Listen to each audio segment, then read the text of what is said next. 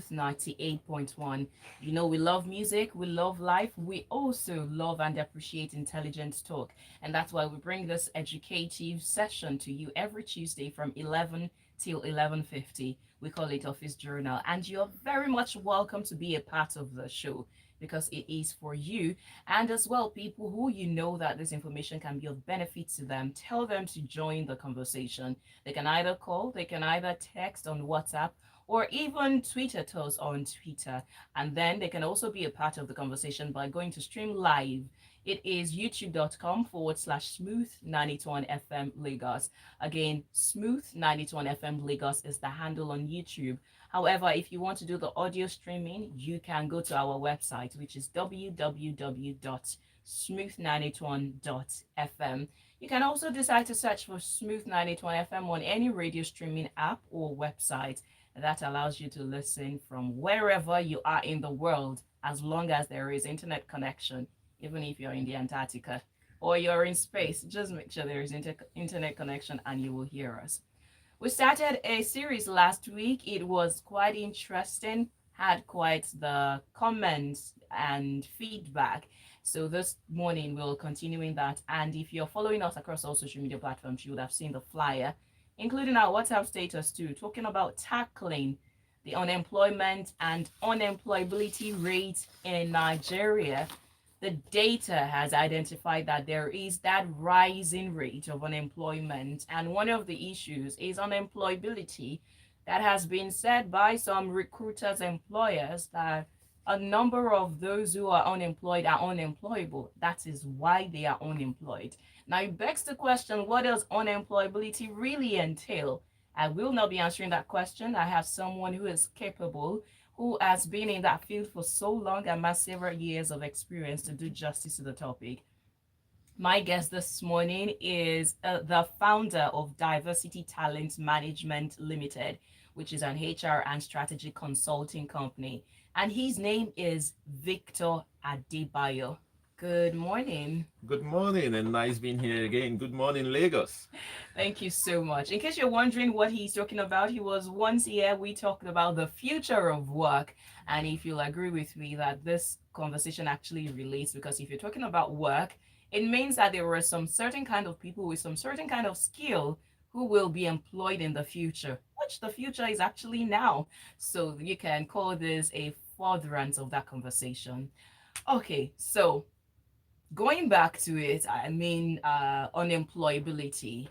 Once you say a person is unemployable, as an HR consultant, what is running through your mind? What do you mean to convey to that individual when you say a person is unemployable? I think I'll just keep it simple. I'll start by saying just the KSAs. That's the termination we use in human resources. KSA simply means the knowledge, the skills, and the attributes. Now, the first two sounds technical.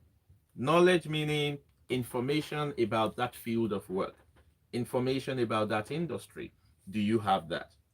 It can also be information about the profession.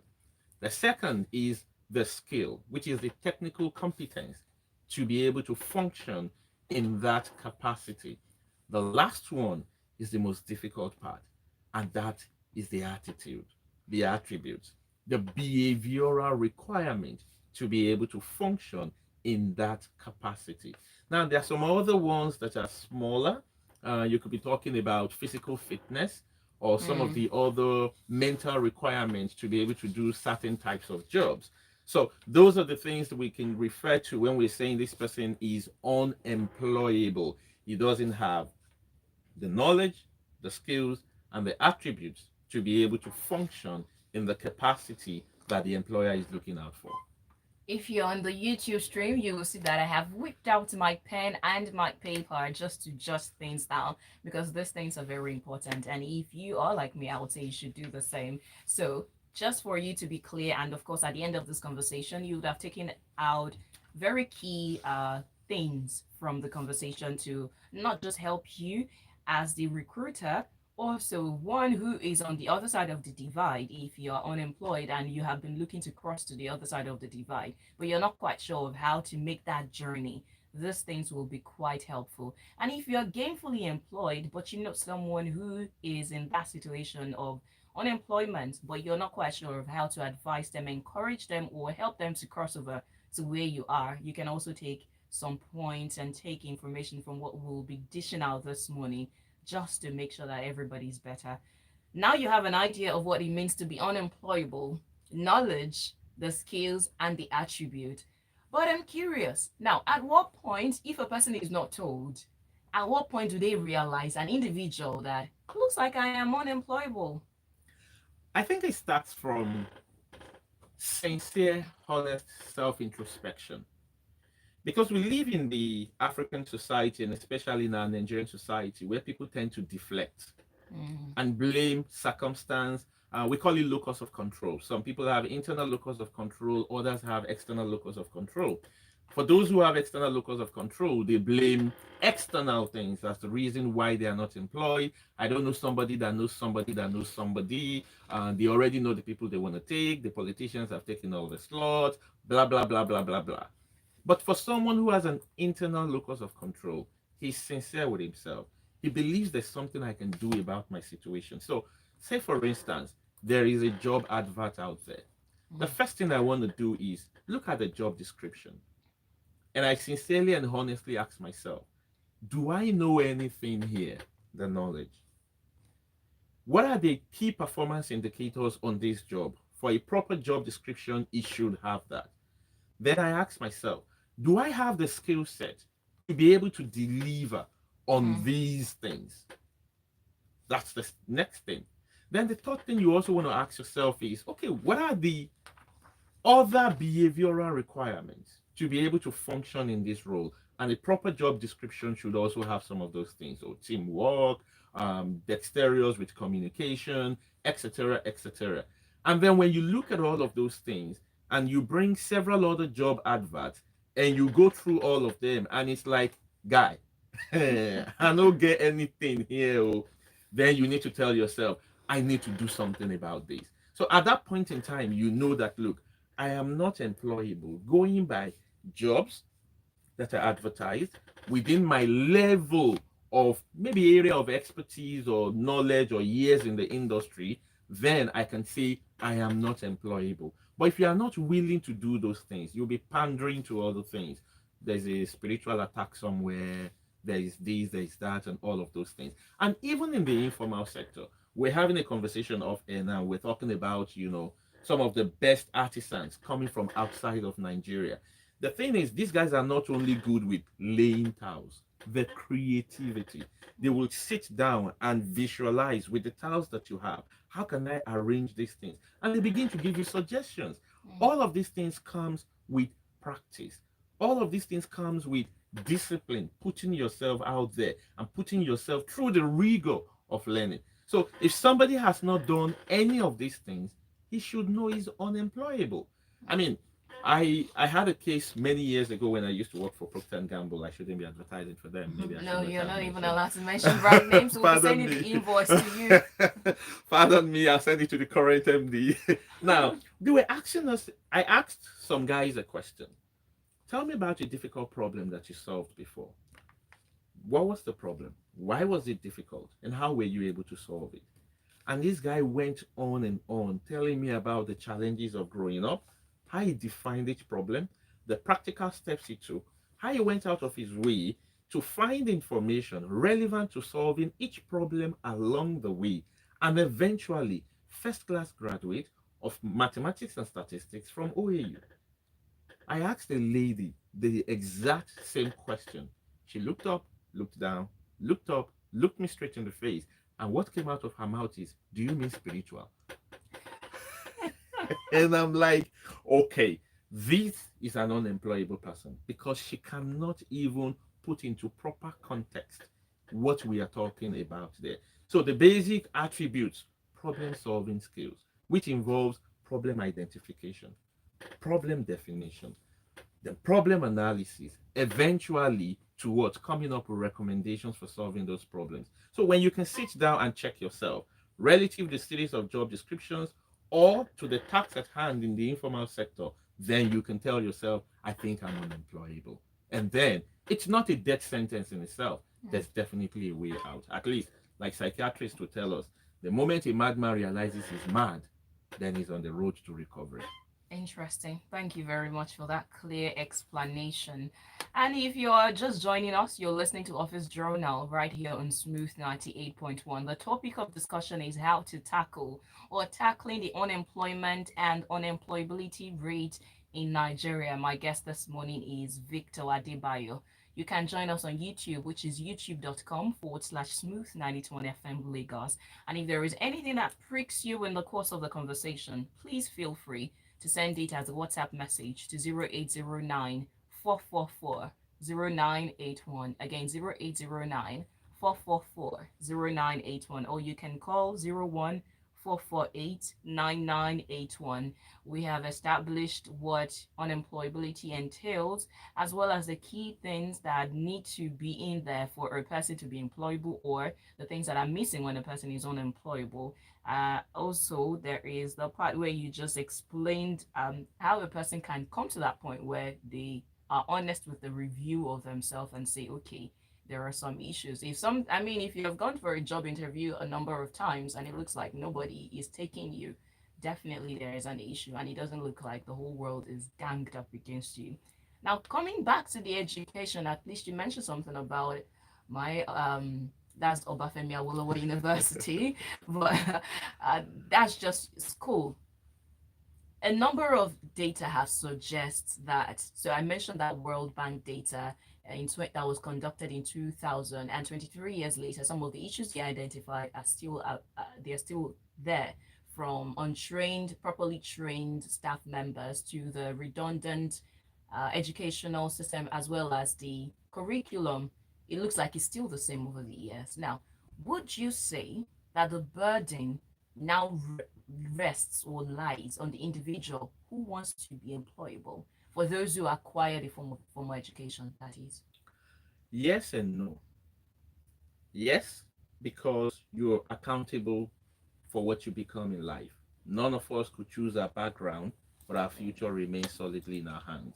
So it's important for us to have that sense of ownership and accountability for where we're going. Just like we've said, with the power of the internet, nobody should say learning anything is strange now. So, to that extent, yes. But there's also the social responsibility. There's also the government responsibility in all of this. And I'm going to try and explain these three responsibilities. The first thing is this: you as an individual, when we were back in school, they used to tell us there are no jobs. 20 something years down the line, we are still hearing the same thing. So if you're getting into the university or polytechnic or whatever institution today, you've been hearing that cliche. So what do you want to do to be able to distinct yourself? That's why while you are in school, you know some of the curriculum may be dead. It's important for you to log on. There are open courses online whereby you can enhance your knowledge, you can enhance your skills and your capabilities, and you can begin to learn about some of those behavioral attributes that would be requisite for you to effectively function out there in the world. The second thing is there's a place for the private sector, which is the social side. The social side comes from the point of view of we will be requiring these people to be able to help some of the visionaries or entrepreneurs to be able to further the cause of their whether social enterprise or capital enterprise.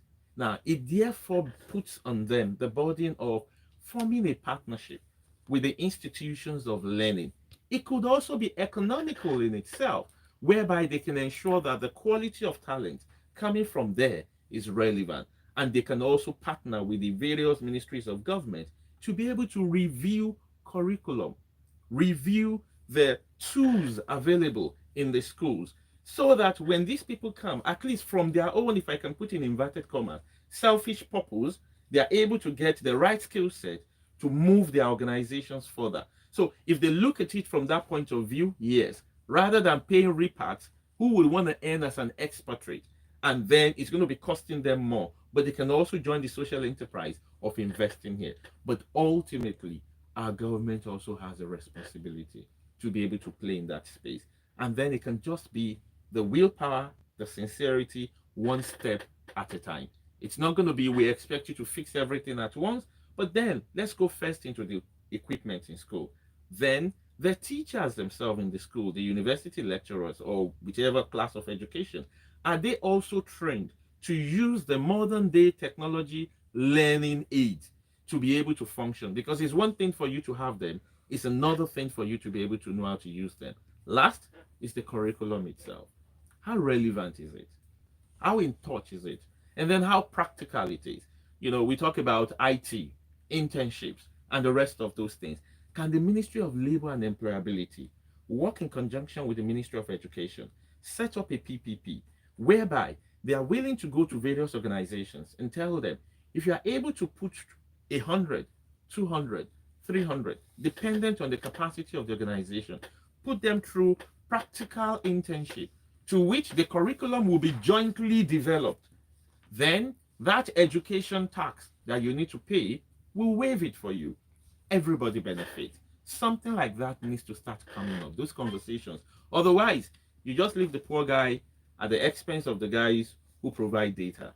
And how undistracted or the discipline he would also need to put in place, because with all the social media everywhere, when you're reading, you just get, oh, there's another thing trending now, and then you follow it. So that discipline is also needed on the part of the student or the person who wants to become a better person. Definitely, if this issue needs to be tackled, it requires holistic measure and all hands need to be on deck. The messages are pouring in. They can keep pouring in. 0809 is the line to send your messages to. So while we continue with the questions, I will quickly take one that follows in the line of discussion. Chris from Ejibu says, the rate of the unemployed in the society, I must admit, is the KSA, as your guest emphasized. I'm not quite sure what that means, but I want to assume. But I will agree with him at 50% of that aspect. But a question that I want to ask your guest, how about talent and creativity? Is supposing someone has the talent, for example, artisans, but no educational qualification, or maybe he has only a school certificate, but no working experience that some companies require from the individual. How do you navigate that? I think the organizations are coming to the point whereby they are realizing it's not just about the certificate. It's purely the KSA, which is not certificate dependent. So I was having a conversation yesterday where I started talking about the informal sector, whereby we can bring some trade tests back to be able to examine the level of proficiency of people operating within that space. I don't think, go to many of the manufacturing organizations today, how many of their technicians have all the certificates that they are looking for? They just put them to the test. Here's a generator. Let me see what you can do with it. And then the guy services the generator in their presence, and they ask him questions about certain things, and he's able to articulate it. They go right ahead to hire him. But what I would also push for in the informal sector is, apart from the gift and the talent, it's important for people to understand a minimum of 2 subjects. What are those subjects? Mathematics, English language. You ask me why. English language because it's our lingua franca here. Or maybe the pidgin language if you want to push it. So that people will sabi yarn and where, then go feed the flow. Pitch your proposal, write it down, present it to somebody. You don't need to work for people, you can work with people. So how you are able to communicate your capacity matters a lot. That's on one hand. The second thing is the mathematics. The mathematics, because you need to compute the rate in which you will charge for the value you are delivering to these people. So it's important that when you guys come to the numbers, you don't feel taken advantage of or ripped off in the midst of all of those communication. So government can come up. Maybe the Ministry of Adult Education, which is also under the Ministry of Education, can look into that space. And then those guys in charge of the informal education sector can also look into that space too. And then for the creative people, there are different ways in which you can express yourself. I mean, if you go on YouTube today or any of the social media, you see people arranging tiles to create a 3D impression, to create this impression like you are falling into a ditch, which it's actually an illusion, So can you also hone your skills? Some of the things you do, put it out there. Let people see you. When people see what you can do, I'm sure the conversation will not be about your certificate anymore. It's going to be about what they have seen you do. So don't sing only in the bathroom. Nobody's hearing you there. Don't blink in the dark. Put all of your works out there and people will come for you. I can see the fireworks going off in the studio with so much information and knowledge that has been released.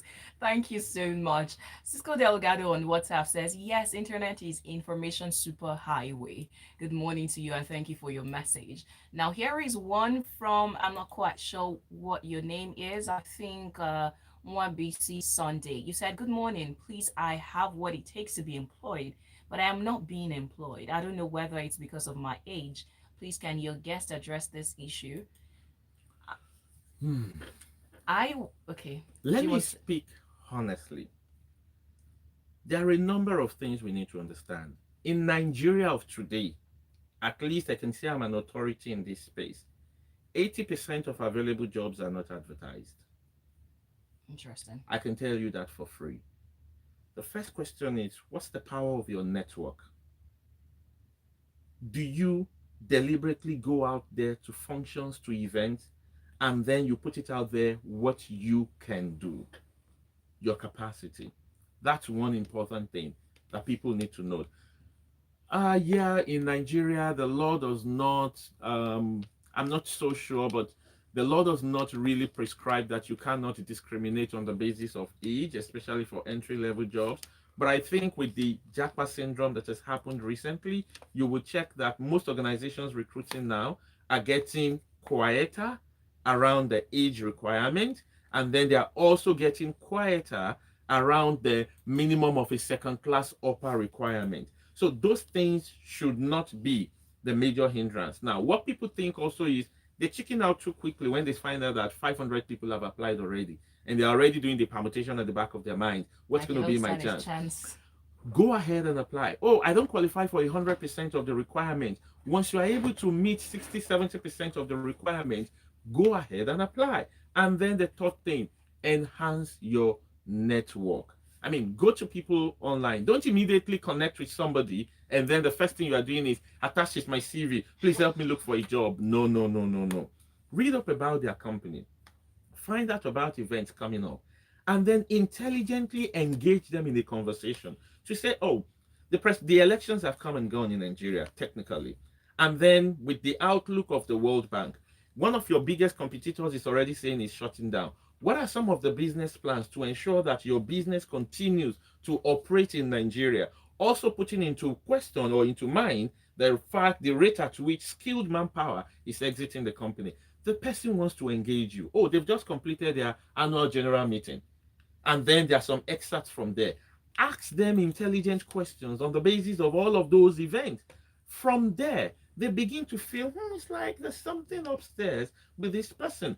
You will be shocked that some of them will be the ones to say, you know what, do you mind working with me? I have this opportunity and I've been looking for someone who can help me in that space. That is how very many people got opportunities that they have today. So you just need to change your tactics and your plan. I'm not going to say we have 100% jobs that can accommodate everybody in Nigeria. I'll be lying, but I can also still tell you that there are so many jobs in Nigeria that is open today and it's difficult filling them. I mean, the average cycle time used to be 45 days to recruit a role. Today is going to as high as 90 days. And that's telling you about the whole employability thing, the behavioral competencies, the abilities of people, the knowledge and the skills. People are not really as refined as we want them to be. They are not as thorough as we want them to be anymore. But I mean, I think we can still find some of the hay in the needle. I mean, the needle in the haystack. Very beautifully explained. Thank you so much for that.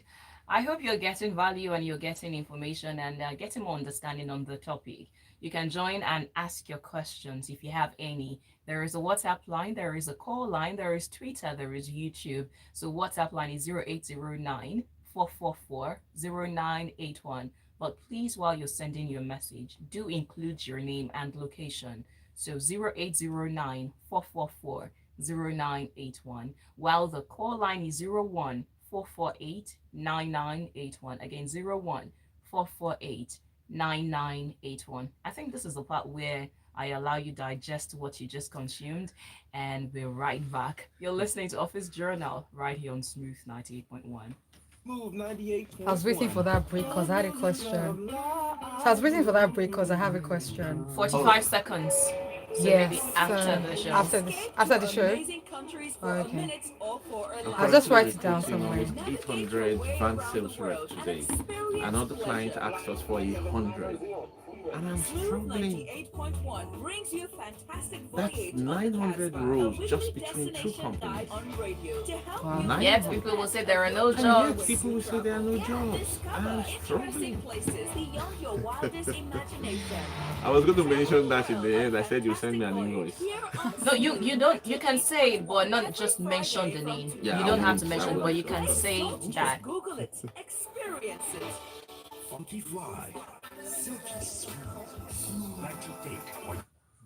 From the music to the talk to the information, everything here is smooth, and that's why we are Smooth 98.1. You're listening to Office Journal right here on Smooth 98.1. My name is Oluwaseun. My guest is Victor Adebayo, and we are talking about the unemployability rate in Nigeria as well as the unemployment level. There was once a time that the former president, that's the late former president of India, that is APJ Abdul Kalam, who said at a Bangalore convocation address that it's not just unemployment that is the problem, but unemployability is the major crisis. And my guest already said, do not just think that there are no jobs out there, but how employable are you? Because I think just the way money will always chase value, if you're employable, well, the jobs will chase you. That is a way to just round that off. But if you want to be a part of the conversation, you have the phone line open as well as the call line, as well as the WhatsApp line that allows you to be a part of it. Now, coming back to still making an individual making themselves employable, you look at how people have gone through, you already mentioned how they've gone through the IT into industrial training, they've gone through the NYC. NYC that is supposed to help further add on skill. They've gone through internship, and at the end of the day, it looks like there are no entry level, or at least it's still missing to a large extent the entry level competencies. So if you go back to a person who has acquired formal education, I think you have mentioned part of it, but then just to be very clear, what are those basic entry level competencies that a formal graduate should have? Very simple. I think it's an anathema in today's world for us to have a graduate who does not have the basic knowledge of Microsoft Office suite, the PowerPoint, Microsoft Excel, and then the use of Microsoft Word. And you can go further into, data analysis and the rest of those things. They are basic fundamentals. And that's why even if you graduated BSc Yoruba Engineering, if you are good with those three and you've got the right attitude and an open mind, any employer will be willing to bring you on board in their entry level, program. But the problem is, I was part of a recruitment for one of the old generation banks. In that year, they were going to hire about 256 people. Within 2 weeks of putting out the adverts, we had over 750,000 applicants. Within 2 weeks, we had to bring down the advert, and we shortlisted 33,000 at the end of the day. And we went through, what do they call it? This selection process with about 30,000 people. I mean, we gave some people mouse to, they didn't know how to hold a mouse, the computer mouse. It was a bit of a struggle.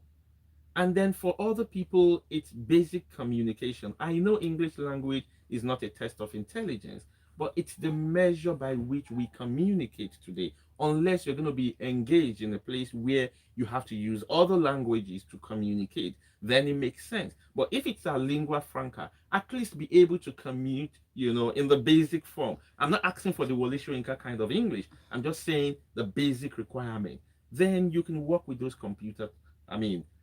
packages. At the end of the day, the rest is your behavioral competencies. Anybody's going to be willing to hire you, and that's what it takes. Then the other thing is for you to be able to demonstrate all of those attributes. Teamwork.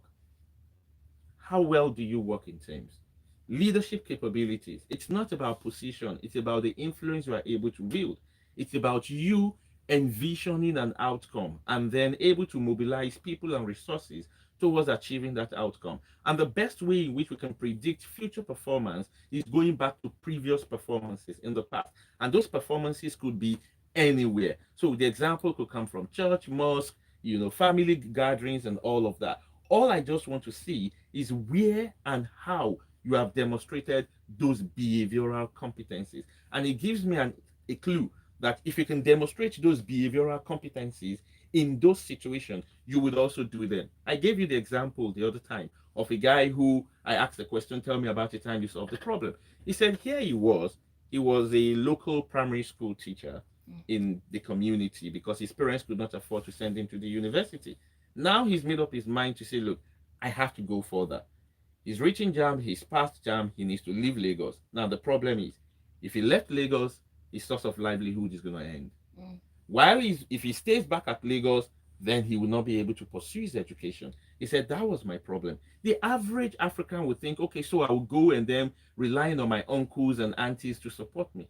He said he went out there, went to students who were in that school to ask them about opportunities to school and work at the same time. They gave him option of selling stuff in the hostel. They gave him the option of, setting up a barbing salon. They gave him the option of teaching tutorial classes. Now, he's a teacher at home already, so tutorial classes kind of clicked. So he went ahead. But they told him, the popular tutorial centers want those students that they call prof in the university. So he needs to get into that clique. When he got there, one of the fellowships invited him for a program, Freshers Confab. He went there, and then they asked for volunteers to teach secondary school students within the university environment. He put up his hand. He started teaching them maths and physics. Within 2 weeks, everybody started coming with their parents. They wanted private home lesson. And then he felt like volunteering is getting me this. Now I'm making money. He went to the department, announced a studies group with his colleagues. So every day when they finish, he goes through what the lecturer has taught them and tries to re-explain it to his colleagues. That was how he earned the name prof. All the private tutorial centers approached him at the same time to come and teach with them. He said he got so busy that Sundays is the only day of rest. So when he comes back from church, he's playing a game of chess, with his friends. And he said, here I stand before you, Mr. Victor, first class, Department of Mathematics and Statistics, Obafemi Awolowo University. Would you hire that guy? He's demonstrating Straight for the kill. Abigail on WhatsApp has something to say about what she just explained, and she says, I am doing laundry and I most certainly didn't want to miss this. Mr. Victor has touched many things I had in mind to ask, and I agree that there is no excuse for anyone not to upskill anymore. Although it's quite unfortunate that one checks every box of requirement from CV, application, and still don't get hired. So I advise job seekers to explore other industry and learn even if they don't plan to work there. Learn tangible skills from here to a nest in your desired role. She further says that as someone who's currently looking to, I have come across voluntary internships that is unpaid internship, yet have some rigid requirements that makes it hard for entry-level job seekers to get in. Let me comment on that. You see, there are 3 things to work for in life. People say work for free. I say that's a disaster. Never ever work for free. Oh, you'll be like, oh, really? No. The first thing is work for knowledge. Get to know. So when I'm there, I'm like a sponge. I'm understanding everything that is about that industry, about the job. The second thing is work for network. When you get there, carry a very good and positive attitude. So they may say it's an internship, but while you are there, you're the most respectful person. You are the person who converses. You are the one who never complains. You are the one who picks up every other task. You will get recognized, whether by people in the organization or people that have business to do with that organization. And at the end of the day, when you put all of these things together, now you've gathered the knowledge, then the network has come in. The last is, my friend, work for your money, Joe. Really, nothing is ever free. You're the one who is not quite sure of what you're doing. That's what it sounds like. So if you say you're working for free, yes, it means you're not being paid money, but you're getting knowledge. you're getting experience, you're building the network. Absolutely. All right. Be very intentional about it. Thank you very much. 0809 444 0981 is the WhatsApp line, while the call line is 01 448 9981. Again, 01 448 9981. As an as a recruiter, I mean, you have been in situations where you've had to recruit, right? And it looks like they're not forthcoming when in terms of the employability skills. Now you have given quite the recommendations, advice, suggestions to someone who wants to cross the other side of the divide to be employed. But what do you say to the ones who are the employer of labor who is seeking for employable graduates? You know what? We'll hold on that and take this call. Hello, good morning. Hello, good morning. Good morning. What's your name and location? My name is Wally calling from Case. All right, thank you for calling. What would you like to say? Well, it really make a lot of sense. I mean, although I just doing it, I grab some stuff. I know where the recruiter is coming from. Like I once been in like serving in law again and trying to recruit me and one guy like that. And it is the Catholic Church. It's a Catholic environment, missionary. So the NYC now, in that environment, in that environment, there will be one of the best school that pay 5K, they will still give you accommodation. The rest they don't pay, or they will give 1K, they don't give you. So you have to write you have to write letter, me and the guy.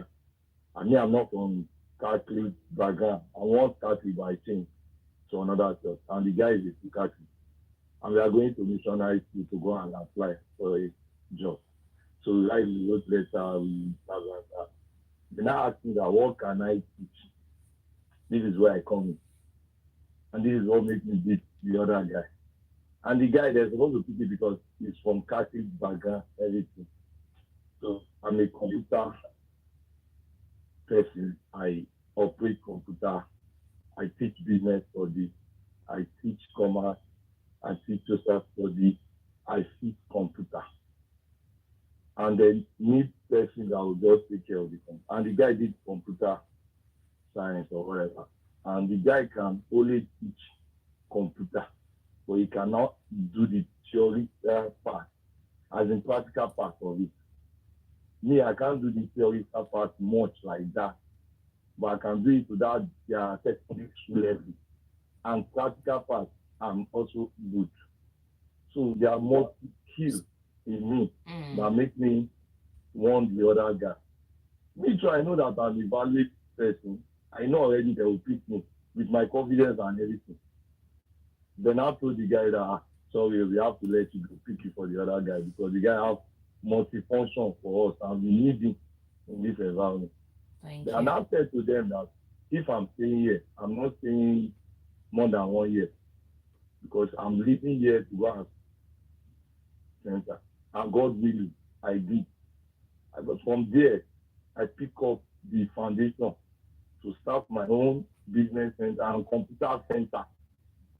That keeps it up there. In And other words, what you had were the things that made you to be hired or yeah, employable. All right. definitely. If I go, I can go on and on. Yeah, but is okay. This country is okay. We just need a conducive environment. We don't. For me, I don't believe in color job. And I want to practice every management skills I've done in school. The historic part I've read. Let me practice in my business center in what I do. I love doing that. Multi-purpose, not that I would just be in the bank, teller, Thank you. one-sided. Thank you You very understand? much, It's very Wale. painful. We need a conducive environment. Thank you. Thank you for sharing Yeah. that and sharing your story. All right, 01 448 9981. Again, 01 448 9981 is the number to dial. You wanted to say something to that? Yeah, I mean, very valid point is made there. What extra can you offer? It's important for one to be able to bring value to the table. And once you bring that value to the table, the people will be willing to hire you and they'll be willing to consider you. The second thing is made mention of is something that even I think the working class people need to know. How do I commercialize my knowledge? You know, there are people who go through the formal career and then midlife crisis happens, or at the end, then it's like they're stuck. They don't know what else to do. So while you are there, what other competencies are you picking up to say, I can diversify and ultimately become an employer of labor too? That's another important thing which he picked up and he was able to do. So he's moved on from just being a core member, he's graduated, he set up his own business center, and then the sky is the starting point. Thank you. Hello, good morning. Hi, good morning, Smith. Good morning, Smooth FM. This is Smooth FM. What's your name and location? I'm in traffic. My name is Joe. Joe. All Yeah. right. What would you like to say? Come again? What would you have you been listening to the Okay. conversation? Yeah, I have been, and being an employer of labor, I would be making my comments from that point of view. Okay. We've over time tried to hire people to work with us, it's been a real estate firm and other versatile area of business. But we discover something. You have people coming, want to be hired, but sincerely, this set of people have nothing to offer. You understand? Graduates who tell you they are computer based, we put them on the system. We say, okay, do what we have to do. And we leave them. We say you have 30 minutes to reproduce something, and they can't do it.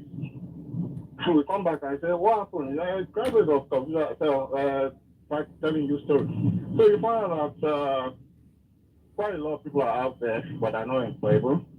And those who you want to employ, they are not hungry to learn, to acquire knowledge, and all those things. So I pray that I've been outside the country severally, and I don't intend to go and stay there because there are more opportunities here than outside. I just hope that the universities and the people concerned will really see those things and put their hearts to it to make things work for themselves and stop complaining. Thank you. Thank you very much. Please remind me what your name is again, please. My name is Joe. All right. Thank you so much for calling. Do enjoy your day. Yep. Hello, good morning. What's your name and location? Hi, good morning. This is Abigail. Abigail, can you Yeah, speak Abigail up for from me? Italy. Can you hear me? All right, this is better. Please Yeah, go good ahead. What's your morning. location? Calling from Isolo. All right, you can go ahead.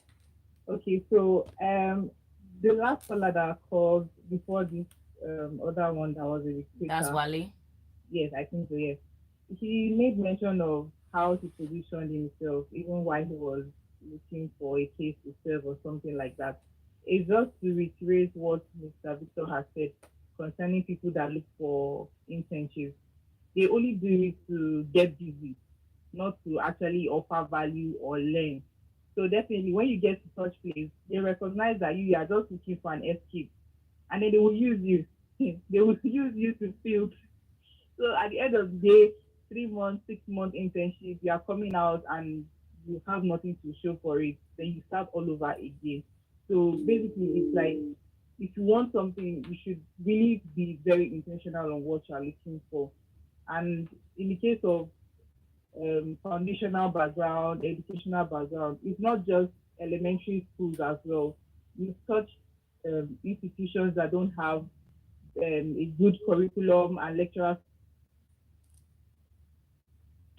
That's why someone that is a graduate of computer studies and cannot even operate well on a system because they go to school just to get a degree for their parents or whatsoever reason. So they don't even add value to themselves in the first place. They will definitely encounter issues. Thank you very much for sharing that, Abigail. Now, just to piggyback on what she said, a quick question as we gradually wrap this up. With what mindset do you think parents and those who choose courses for themselves or who have people choose courses for them, with what mindset should they approach formal education, tertiary education these days? To come to think of it, I thought of that question just as I sat down waiting this morning. And I was asking myself, what should we be thinking about? Number one, what am I passionate about? But before you can say what you're passionate about, I think the level of exposure also matters because you can't think outside of what you know. So when we started off, many of the careers we are all into today, we never knew they existed, even if they did. So let's try and create the right exposure for our children. So that expands their creativity. And then from there, they can find their passion. Now, passion does not put food on the table. The next thing is, how do I commercialize my passion? I made mention of it the other time. My wife is a doctor. Come on. A doctor only can take care of patients, but it doesn't translate to the fact that a doctor can run a hospital. There's the business side of medicine. Oh, So yes. that doctor needs to learn that business side of medicine. So the person needs to learn the business side of his or her passion. And then, of course, go through formal training, the education system. And I'm really flexible about the course of study now, except for some very niche professional one like the medicine and the rest of those things, because they're actually there just to be able to teach and guide your thinking, your thought process, your problem solving capabilities, how well you can work with team, the discipline and the rigor of showing up every day in school, in class, going through all the assignments and everything, because those are the requisite discipline for you to be able to work. Then the last thing is, the best way to predict the future is to create it. What is the long term viability of that passion to which you want to commercialize? Mm. And how relevant will it be and carry you through? But let's also give in to the elements of God and life has a way it directs people. I was following a post on Twitter when people were like, what was your course of study in the university and what are you doing right now? And people came from everywhere saying everything they studied and what they are doing right now. Stay open. And that's why my email signature says, live with an open mind. So the fact that I wanted engineering, I mean, I'm a typical example. I wanted electrical electronics engineering. I was a science student. And then I was offered statistics at first in the university. And WAEC did their thing back in the day. They withheld my economics results, which would have earned me statistics. And I was offered zoology. My first semester was a disaster. I was in a third class or a pass until my cousin met me and said, hey, you're more brilliant than this. If you don't get what you like, you end up liking what you get. And by the way, once you finish, you can move anywhere else. And thanks to some of these consulting companies, I don't want to mention names, they gave a career talk that inspired me. I was top 10 in the department when we were graduating because I picked up my socks from there. And today, I still think about some of the things I have learned. I was having a conversation with some oil and gas firm over the weekend, and I was telling them about my project in malaria, on malaria and how to be able to, because it was medical parasitology. That was where I did my project. And they were amused that you are doing HR today. It is quite a journey. So be open. Life can take you anywhere. While you have your own direction, stay flexible all along too. And that's the perfect recipe for being what you want to be later in life. Wow, that was a full, in fact, 7 course meal from the beginning till now. Thank you so much. I don't know if we can squeeze in this last question or two. Well, now that we have addressed the issue on the part of the unemployed graduates, what would be your recommendations or advice or suggestions to the employer of labor who is struggling so hard? Go back to the basics. Let's start partnering with the institutions. In one of the places I've worked in the past, we had what we call the START program, where we go into the universities and we're part of their curriculum and we help mentor and guide the students. From there, the NYSC needs to also help us. Please remove these ridiculous rules around, oh, core members can only serve in some limited organizations and institutions. Please make it open. Let them explore the world. Let them explore every opportunity. And then the organization should start their graduate training programs already. We were speaking off here the other time. I have 900 van sales rep roles for just 2 clients. 900. I am struggling as it is today, and people are saying there are no jobs. I'm struggling. So if we had the basic graduate training program, whether it's the OND graduate or the HND/BSc or even the SSCE in some cases, can we put them through a driving school? Can we teach them sales fundamentals? 6 weeks, 2 months program. And at the end of this, we put them to a test. Those who are successful at the end of that test, then we recruit them, put them on a probation period, and then they can form a healthy pool. Even if we did that for 3,000 people, for instance, we're looking for 900. We hired the 900. There's another 2,100 that is going to be available to somebody else. If everybody was teaching the 3,000, even if we are not absorbing everybody now, life will happen with the 900 we are hiring now. We already have another ready pool from whom we have groomed that we can absorb, whether now or later in the course of their career. But if everybody is looking for already cooked meal, we're just going to be hijacking from each other, and then the vacancies will never end. Because when I pick from you, you will advertise that vacancy, you go and pick from another person, and nobody's really focusing on building those guys. Let's go back to those basics. And that's the solution for most of the unemployment rules. And we can even teach them our basic values and the disciplines. And we will not be saying, oh, Generation A and Generation Z, blah, blah, blah, and all the stories around the multiple generations at work today. Thank you so much. Well, Cisco Delgado says, as far as money making is concerned, I can forget my educational qualifications and go open up a restaurant. He mentioned a particular technology of a big firm that of today's big information technology started as a farmer. Let me correct that impression. Many people think education is about going to school. You are wrong.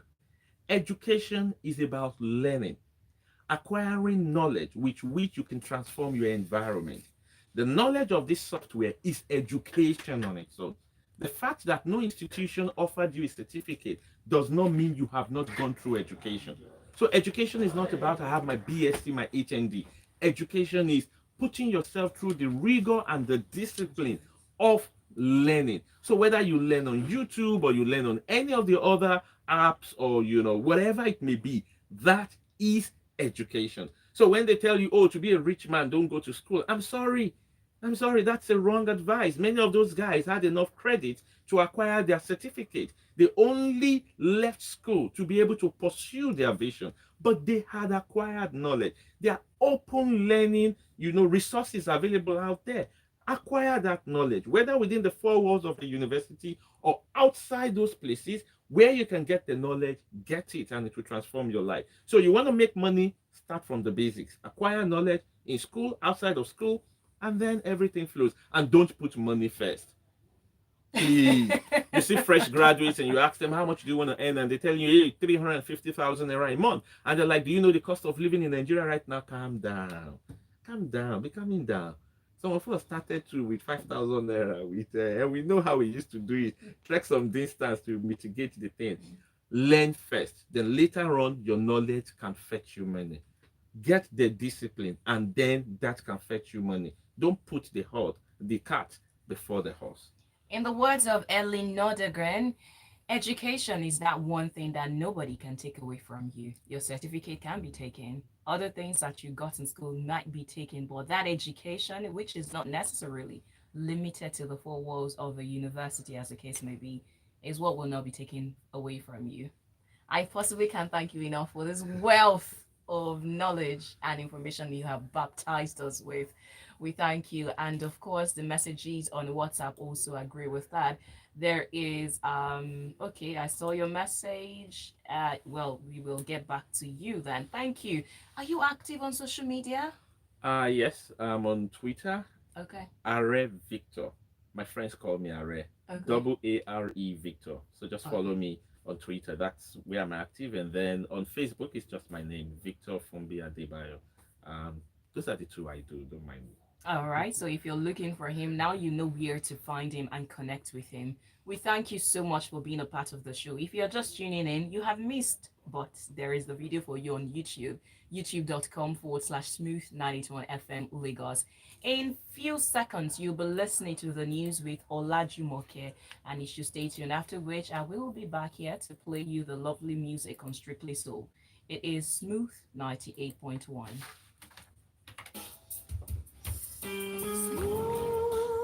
Thank you so much. That felt like a baptism.